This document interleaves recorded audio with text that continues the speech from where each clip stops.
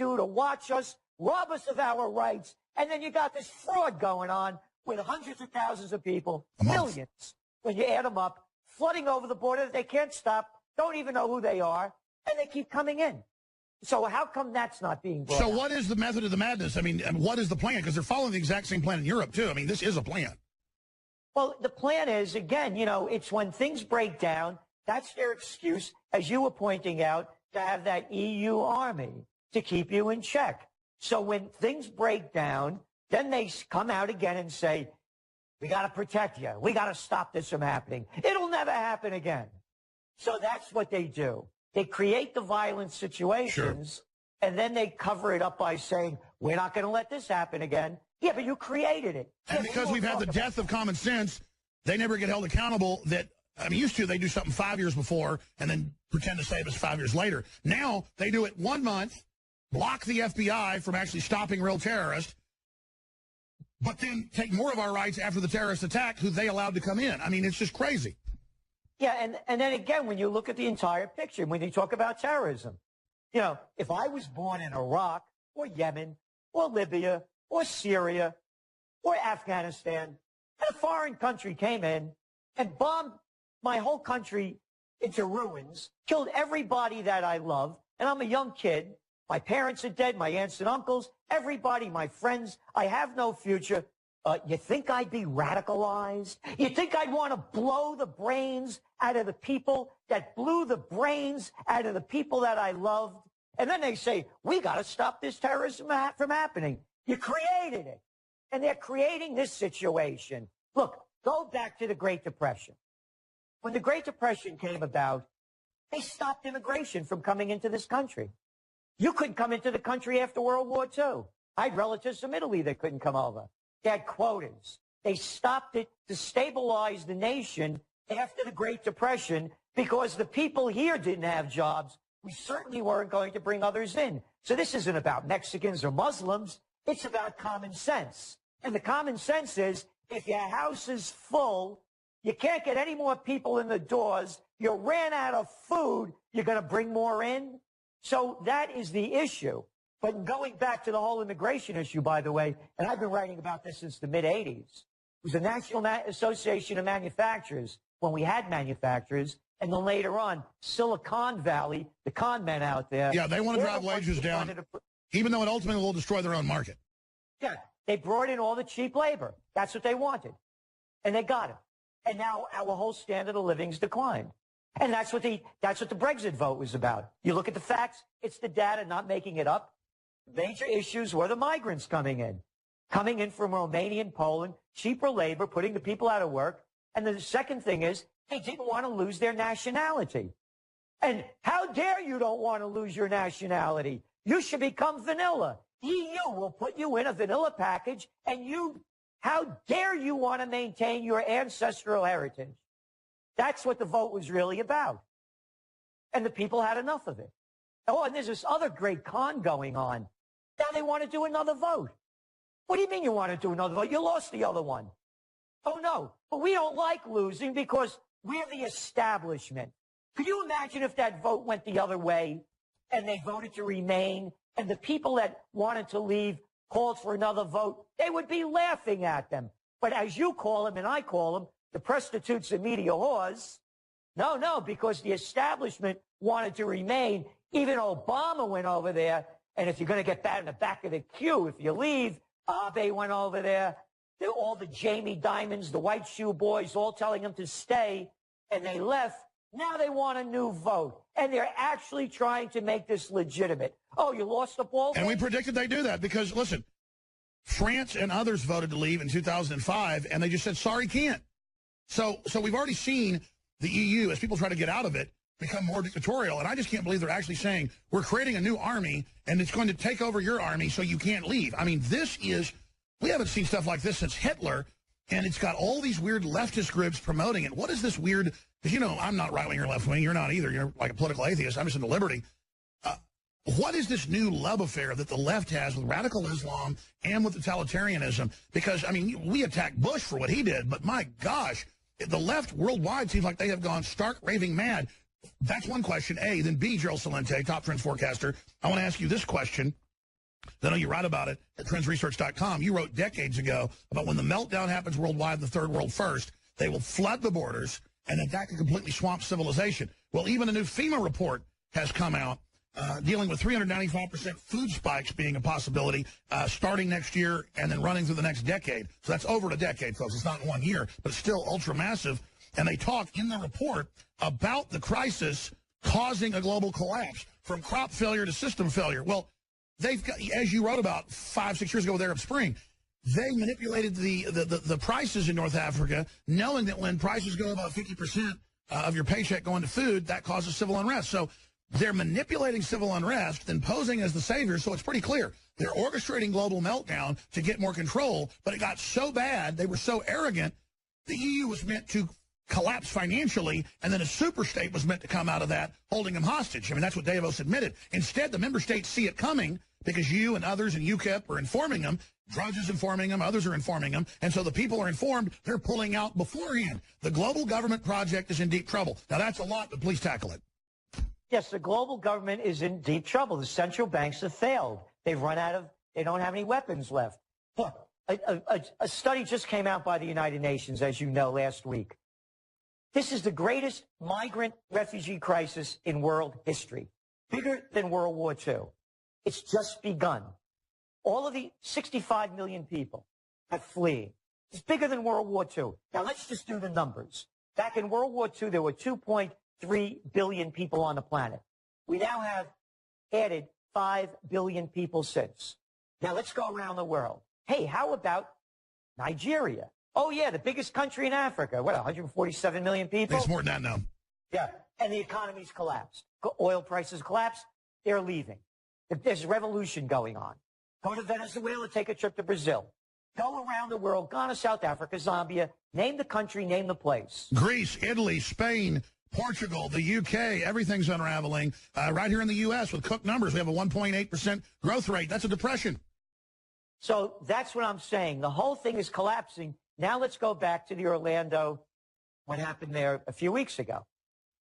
So one guy ostensibly goes nuts, and it's a big issue. Let's stop this from happening again by robbing us of our Second Amendment rights, as if that would have anything to do to stop anything. I'm making that point because when the next explosive element hits, they're going to use it as an excuse to take more of our rights away. That's right. And to keep us down, quiet, and put in place. So the big trend, as you've been saying, is they're coming after the guns, they're coming after the private property, they're coming after the cash, they're coming after the farmers markets, they're coming after true sustainability. The good news is I'm seeing more and more local police departments and governments start to actually figure this out and openly realize that the federal government's run by a bunch of multinational criminals who plan to absolutely bring us to our knees. That's what the Brexit vote was about. It's no different whether it's the European-centric, the EU or Washington.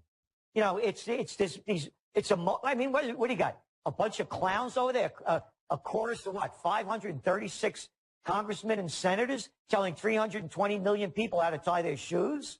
I mean, who made this stuff up? So it's no different. So, yeah, I mean, this is, 1778, I mean, come on. There's a whole different world right now. We don't need these people to run our lives. And by the way, what's going on now with the Brexit, I want to read this to you. This was 8 days. It was our trend alert, so I'm sure you guys got 10 days before the Brexit vote.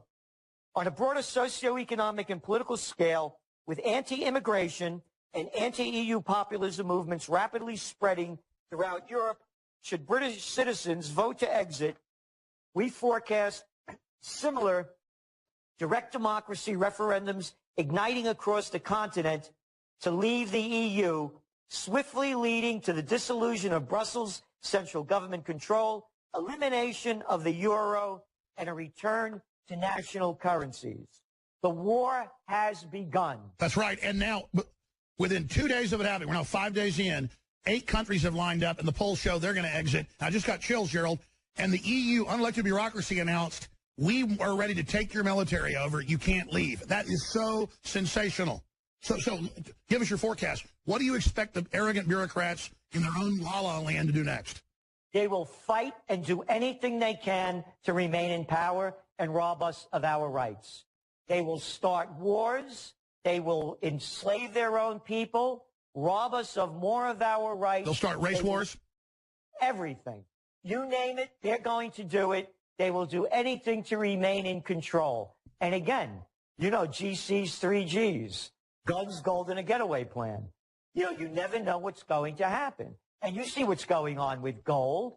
And if you well know, we've been forecasting this, you know, as you have. Oh, yeah. The elites have been hoarding it while telling us not to get it. That's why I didn't sell any of my gold and bought more. And I told listeners, I don't know what's going to happen, but my gut tells me it's going to go up over time, which is starting to do. Let me ask you this then. We see FEMA internal reports getting leaked where they think 395% food price increases is what they're wargaming in the next decade. Now, that's year by year, but that's still ultra massive, as you know. Just 10-20% a year will cause, you know, riots worldwide. And they talk about civil unrest, collapse of society, while they stockpile weapons and guns. What do you think they think is going to happen? I mean, are they going to trigger an implosion, or has the implosion already begun and they just think they're going to ride it to power? They can't stop it. It's the central banks have failed. They have negative interest rate policies, negative, 40% of the bonds being sold? You buy the bond, and when you cash it in, you get less money, and you can't make this stuff up. Negative yields, the white shoe boys. And then meanwhile, I predict that you will see the mainstream media admit it's gone bankrupt, and basically even the facades will be taken down now because they literally have 6% trust rates in polls. They have no viewers or readers anymore. I predict in the next year you're going to see massive media collapse, more than you've seen the last 10 years combined, Gerald. You can stick a fork in them. You can see them only intensifying their lying, and it's not working. What do you think about my prediction? Well, I think you're right to an extent, but they still have a lot of power because it's the mass media. And so all right, we're talking about Brexit, for example. 2 days before the Brexit vote, only 26% of Americans even knew about it.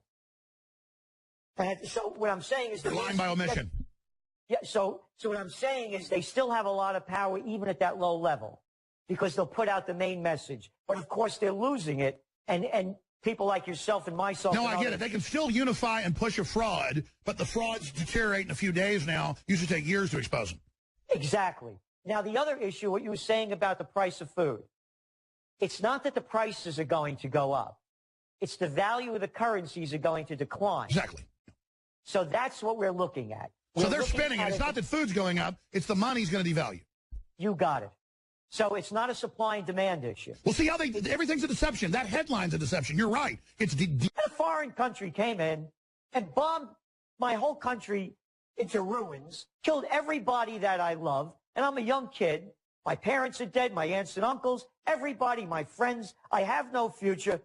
You think I'd be radicalized? You think I'd want to blow the brains out of the people that blew the brains out of the people that I loved?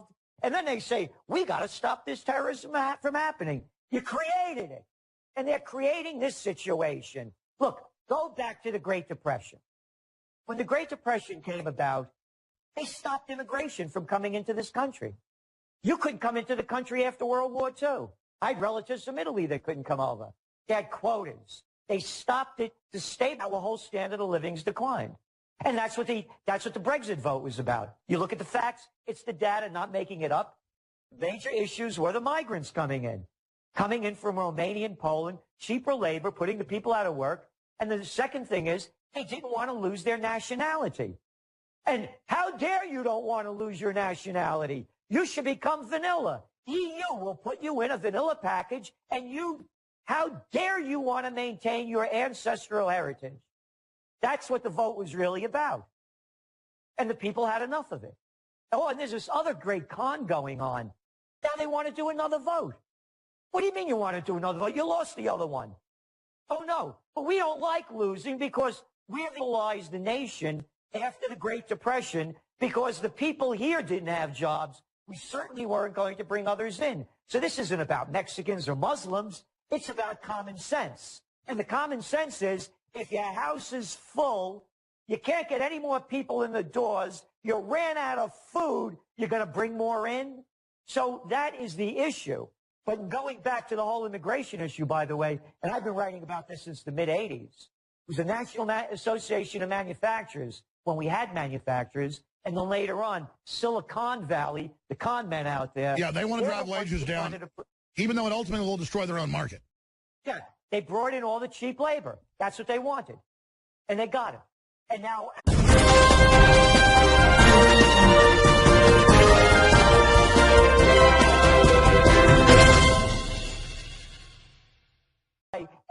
everything they do to watch us, rob us of our rights, and then you got this fraud going on with hundreds of thousands of people, millions, when you add them up, flooding over the border that they can't stop, don't even know who they are, and they keep coming in.